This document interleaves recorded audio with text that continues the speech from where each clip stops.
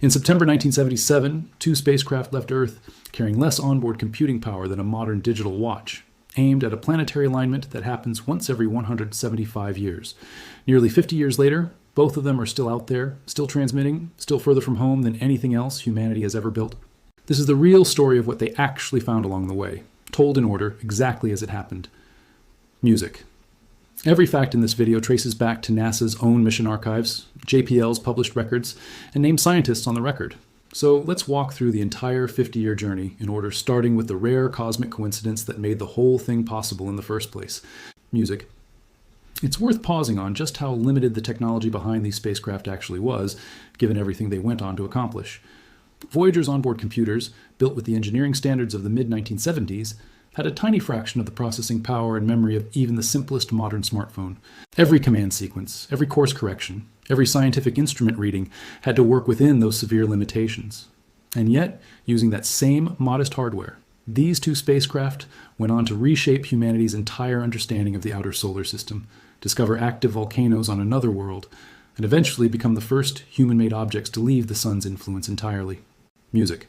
According to NASA's own mission history, engineers realized in the early 1970s that the outer planets, Jupiter, Saturn, Uranus, and Neptune, were about to align in a specific configuration that occurs only once every 175 years, allowing a single spacecraft to use each planet's gravity to slingshot toward the next, visiting all 4 giant planets in one continuous mission, rather than requiring 4 separate launches spread across decades. That rare alignment is the entire reason this mission became possible when it did. Miss this specific 1970s launch window, and the next equivalent opportunity wouldn't arrive again until sometime in the 22nd century. Their music. The gravity assist technique itself, still relatively new and unproven at the time, was central to making this kind of extended multi-planet tour possible at all. Rather than relying purely on the rocket that launched it, each spacecraft would borrow a small amount of momentum from every planet it passed, using that planet's own gravity to bend its trajectory and add speed on the way to the next target. The same basic principle later used by missions like New Horizons on its journey to Pluto decades afterward. Without this technique, reaching all 4 outer planets with a single spacecraft using 1970s propulsion technology would have been completely impossible. Music. 2 spacecraft launched that year specifically to take advantage of it. Voyager 2 first on August 20th, 1977, followed by Voyager 1 on September 5th. Despite launching second, Voyager 1 was placed on a faster trajectory and actually overtook its twin within weeks, reaching Jupiter first and eventually becoming the more distant of the 2 spacecraft. Voyager 2, meanwhile, was deliberately sent on a slower, more indirect path, specifically because that path was the only one that would eventually carry it past all 4 outer planets, rather than just the first 2. Music.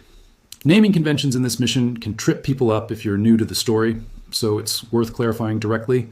Voyager 1, despite its lower number, is neither the spacecraft that launched first, nor the one that visited more planets.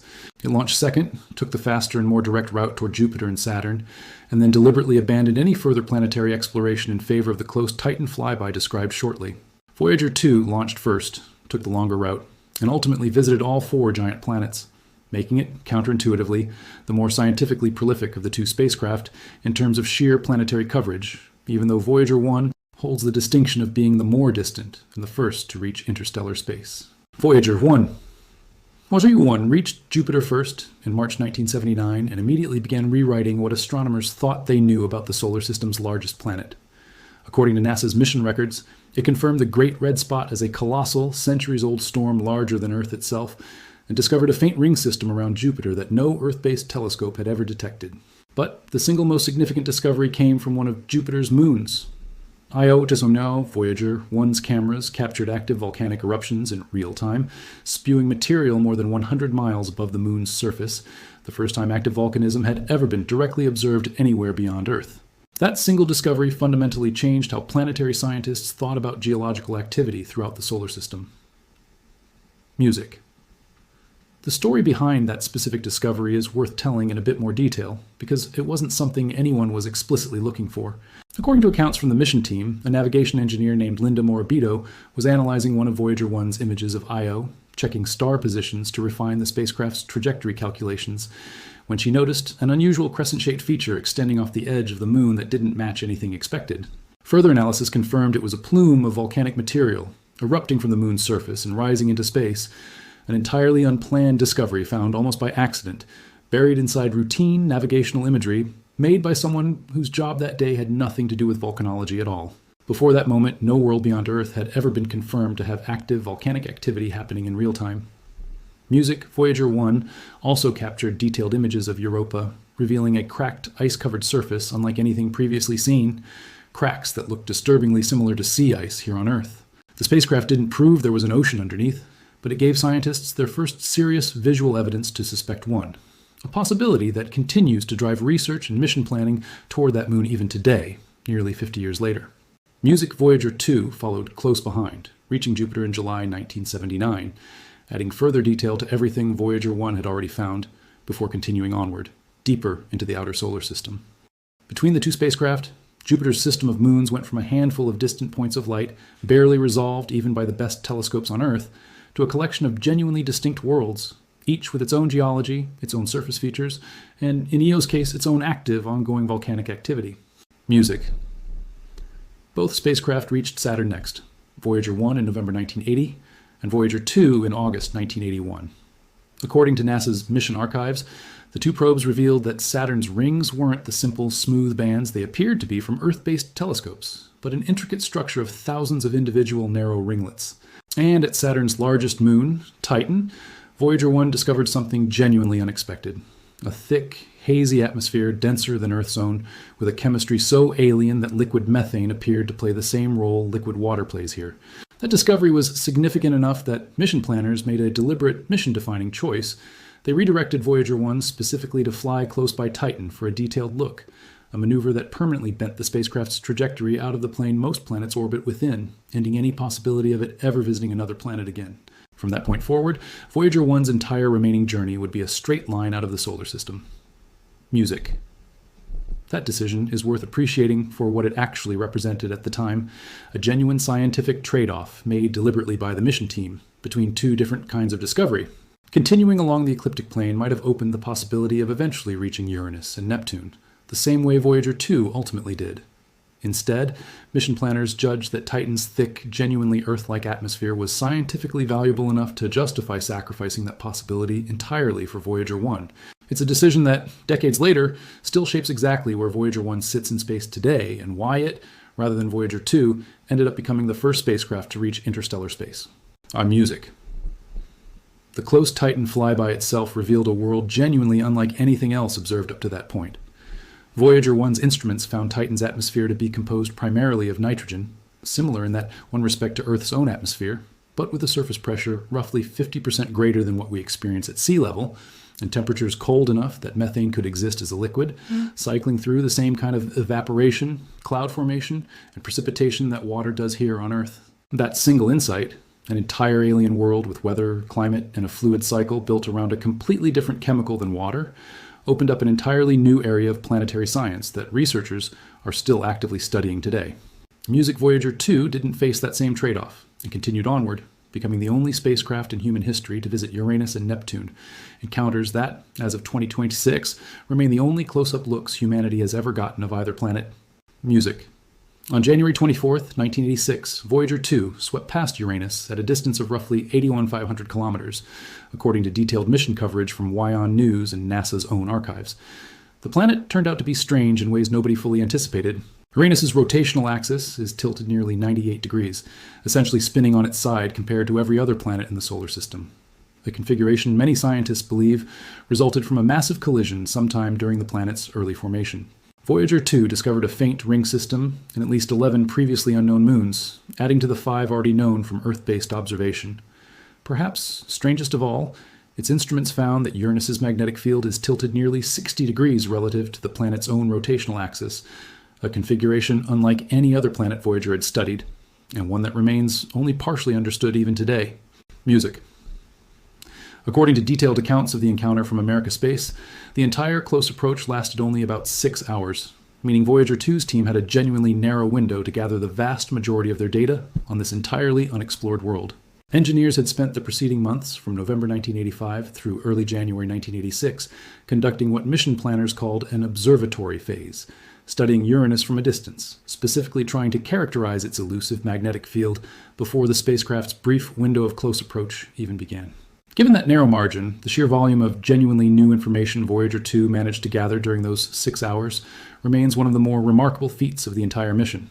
Music. Uranus's moons turned out to hold their own surprises. Voyager 2's images of Miranda, one of the planet's 5 previously known moons, revealed an astonishingly varied, almost patchwork surface. Deep canyons, sharp ridges, and dramatically contrasting terrain types sitting side by side, suggesting a violent geological history that planetary scientists are still working to fully explain. Before this flyby, Miranda had been nothing more than a faint point of light. Afterward, it became one of the most geologically puzzling small worlds in the entire solar system. Music. 3.5 years later, on August 25, 1989, Voyager 2 made its final planetary encounter, sweeping within just under 5,000 kilometers of Neptune's cloud tops, closer relative to the planet's size than any of its previous flybys, because of how faint sunlight becomes at Neptune's distance. According to NASA's own mission records, only about 3% as bright as it was during the Jupiter encounter 12 years earlier. Engineers had to substantially modify Voyager's imaging techniques just to capture usable pictures in such dim light. To music. What those images revealed stunned the scientists watching in real time back at JPL. Neptune displayed a massive Earth-sized storm system that came to be called the Great Dark Spot, alongside wind speeds clocked at roughly 100 kilometers per hour, the fastest winds ever recorded anywhere in the solar system, before or since. And at Neptune's largest moon, Triton, Voyager 2 found something nobody expected from a moon with a surface temperature of nearly minus 400 degrees Fahrenheit: active geysers, erupting nitrogen gas and dark material up to 5 miles above the surface. Triton's unusual backward or retrograde orbit strongly suggests it wasn't born alongside Neptune at all, but was instead a Kuiper Belt object captured by Neptune's gravity sometime in the distant past, a clue to a far more violent early history in the outer solar system than anyone had previously suspected. Music. According to NASA's own archived mission coverage, Voyager 2 began observing Neptune from a distance of about 73 million miles as early as June 1989, and within weeks had already made its first unplanned discovery.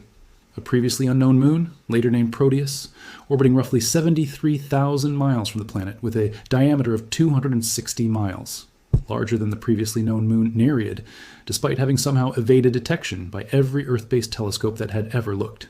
By early August, 3 more small moons had turned up in Voyager's images. Over the course of the full encounter, the spacecraft returned more than 9,000 images of Neptune, its rings, and its moons, along with an enormous volume of additional scientific data on the planet's atmosphere and magnetic environment.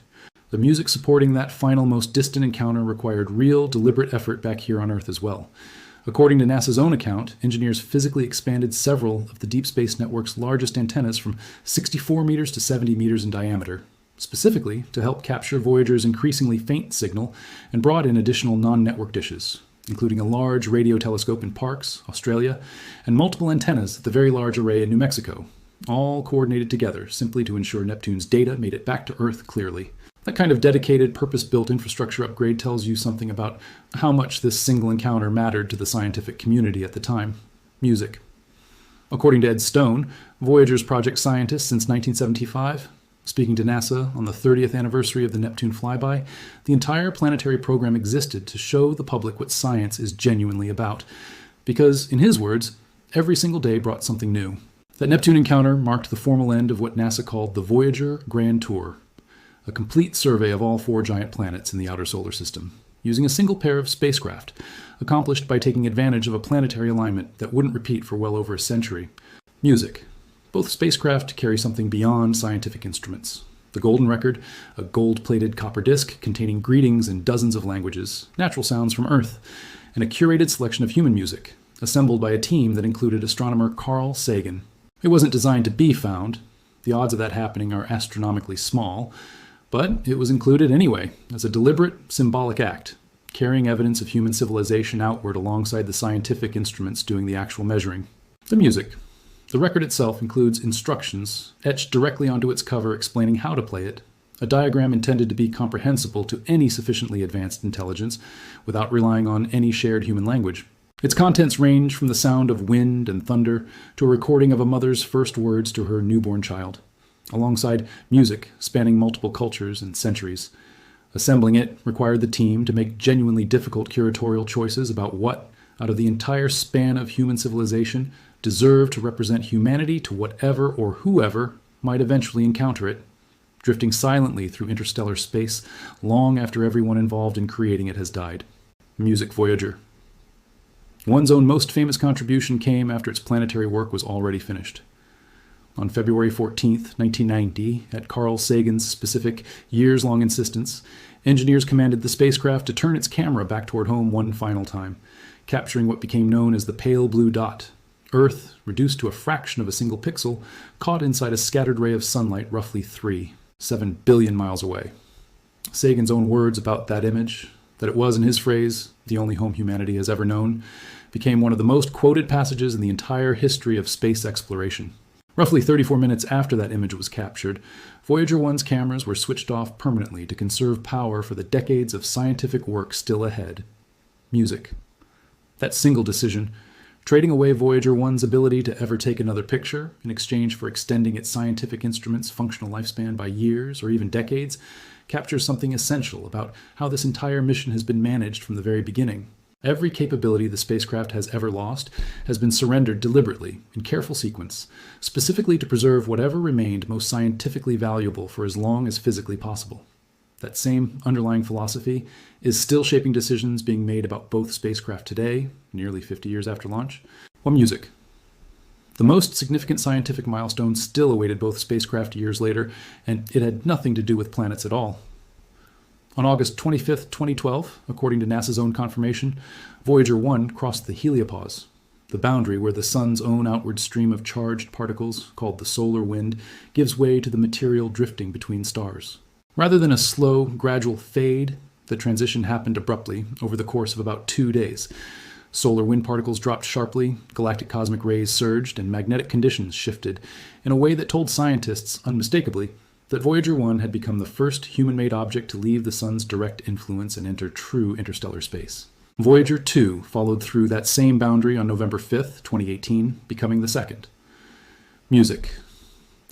For decades before this actually happened, scientists had genuinely debated what crossing this boundary would even look like. Some models predicted a slow, blurry, hard-to-pinpoint transition, with the heliosphere gradually thinning out over a wide, indistinct region, rather than presenting anything resembling a sharp edge. What Voyager 1 actually measured surprised many researchers specifically because the boundary turned out to be considerably more sudden and well-defined than expected. A genuine transition, crossed in a matter of days rather than months or years, rather than the vague, gradual fade many had anticipated. That single result forced a meaningful revision to how scientists modeled the structure of the sun's own protective bubble. Music. Beyond that boundary, Voyager 1's instruments picked up something no human instrument had ever directly measured before, a faint, continuous hum, around 3 kHz, produced by plasma wave oscillations in the ionized gas drifting between the stars. That signal isn't a message, and it isn't directed at anyone. It's simply the ambient, ever-present electrical resonance of the interstellar medium itself, measured directly for the first time in human history, by an instrument that was never specifically designed to detect it, on a mission that was originally supposed to end after a single flyby of Jupiter and Saturn. Well, music. That specific measurement carries genuine, ongoing scientific value, beyond its poetic resonance. By analyzing the exact frequency of that plasma hum, researchers can directly calculate the density of electrons in the interstellar medium surrounding the spacecraft, information that simply cannot be gathered any other way, from any other location, using any other currently operating instrument anywhere in the world. Every year Voyager 1 continues transmitting data from beyond the heliopause adds another irreplaceable data point to humanity's only direct sample of what conditions actually look like in the space between our solar system and the next. Now in 2026, both spacecraft are entering the most delicate stretch of their nearly 50-year mission. Both run on radioisotope thermoelectric generators, converting heat from slowly decaying plutonium into electricity. And according to NASA, both spacecraft lose approximately 4 watts of power every single year as that heat source naturally fades. Engineers have been managing that decline deliberately for years, shutting down individual instruments one at a time, in careful sequence, to preserve power for whatever remains functional. Voyager 1's low energy. Charged particles instrument, which had operated almost continuously since 1977, was finally switched off on April 17, 2026, nearly 49 years after launch, following a scare weeks earlier when a routine maneuver briefly pushed the spacecraft's power dangerously close to triggering an automatic safety shutdown. Music. That leaves Voyager 1 with exactly 2 functioning science instruments today. a magnetometer, and a plasma wave subsystem, both continuing to sample a region of space that remains otherwise completely unexplored by any other operating spacecraft. Engineers are currently testing a coordinated power-saving procedure, nicknamed the Big Bang Fix, first on Voyager 2 and later on Voyager 1, specifically hoping to extend both spacecraft's remaining functional lifespan into the 2030s. Music. It's worth appreciating exactly how much longer both spacecraft have already lasted compared to their original mission design. Voyager's prime mission was planned to run roughly 4 years, enough time to complete the Jupiter and Saturn flybys and transmit that data safely back to Earth. Both spacecraft have now been operating continuously for nearly 12 times that original planned duration, a testament less to any single breakthrough than to decades of careful, incremental engineering decisions, each one trading away some capability in exchange for extending whatever remained functional just a little bit further. Music. And the distances involved have grown almost beyond ordinary comprehension. In November 2026, according to multiple space agency tracking sources, Voyager 1 will cross a specific calculable milestone, becoming so far away that a radio signal traveling at the literal speed of light will take a full 24 hours just to cross the gap between the spacecraft and Earth, a distance normally used to describe the space between entire star systems, not anything within reach of a single human-built machine. If you want to check any of this yourself, here's exactly where to look. Search NASA Voyager Grand Tour Jupiter, Saturn, Uranus, Neptune for the official mission overview covering all 4 planetary encounters. Search NASA 30 years. Voyager 2 Neptune flyby for direct quotes from project scientist Ed Stone and detailed coverage of the Triton and Great Dark Spot discoveries. And search NASA Voyager 1 Heliopause 2012 for the official confirmation of interstellar space entry and the plasma wave hum discovery. Every figure and date in this video comes directly from NASA's own mission archives and named scientists speaking on the record. Music. None of these sources require any special access to check. NASA's own history and science pages are freely available to anyone. JPL publishes detailed anniversary retrospectives on each major encounter with named quotes from the scientists who actually worked on the mission, and the raw imagery from every planetary flyby described in this video remains publicly archived decades later for anyone curious enough to go look at it directly. There's something worth sitting with in just how much of what we know about 4 entire planets, Jupiter, Saturn, Uranus, and Neptune, still traces back to a single pair of spacecraft built with 1970s technology, launched during a rare alignment that won't repeat for another century. No spacecraft has revisited Uranus or Neptune since Voyager 2's brief flybys nearly 40 years ago.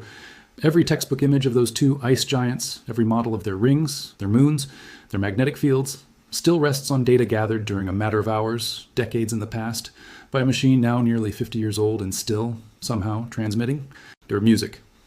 That fact alone says something about how rare an opportunity this specific mission actually represented. Missions to Uranus and Neptune have been proposed and studied repeatedly in the decades since Voyager 2's flybys, but none have ever received the funding and institutional commitment needed to actually launch. Until one eventually does, everything humanity knows about these 2 distant worlds from direct observation, rather than from Earth-based telescopes or theoretical modeling, continues to rest entirely on data gathered during 2 brief windows in 1986 and 1989, a matter of hours, out of nearly 50 years of continuous mission operations, still doing the scientific heavy lifting for 2 entire planets. Music. If you want the real sourced updates as this mission continues into its next chapter, subscribe, because between the ongoing power-saving fixes, the approaching 1 light day milestone, and whatever these 2 aging spacecraft manage to keep sending back from the genuinely unexplored region of space they now occupy, this 50-year story still isn't finished. And if there's a specific part of the Voyager mission you'd like explored in more depth, drop it in the comments.